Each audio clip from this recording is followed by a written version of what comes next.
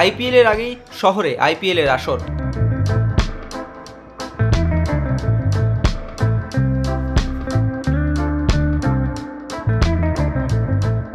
और ये धोनी की हुई जी। गजब ग्रिप कैसे SRMB जैसे SRMB TMT बार की विन ग्रिप टेक्नोलॉजी सीमेंट के साथ बनाए मजबूत पकड़। Grip is important. পাতিপুকুর ঐক্যোত্থান যুব গোষ্ঠীর আয়োজন করেছে কালিন্দী রাম স্ল্যাম লিগ। এবার এটি তৃতীয় সিজন। আইপিএল এর ফরম্যাটে তৈরি এই মেগা ক্রিকেট টুর্নামেন্টটি শুরু হয়ে গেল কালিন্দির প্লট গ্রাউন্ডে।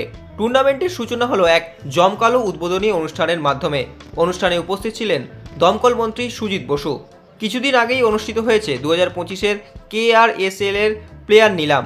মোট 200 জন খেলোয়াড় এই নিলামে অংশগ্রহণ করেছেন। এর মধ্যে 130 জন খেলোয়াড় 8টি দলে নিলামের মাধ্যমে বিক্রি হয়েছে এবং এই টুর্নামেন্টের মেগা ফাইনাল হবে আগামী 19শে জানুয়ারি।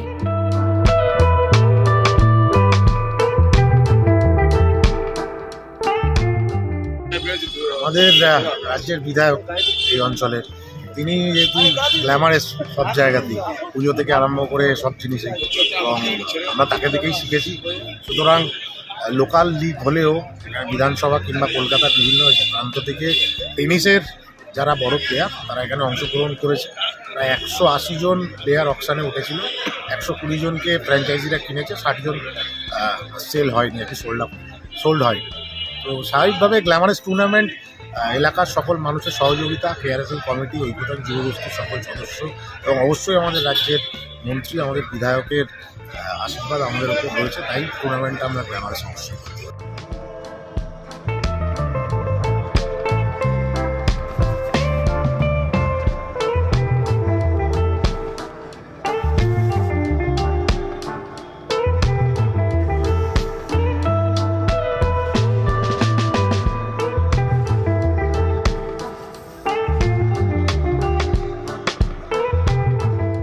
Extra time.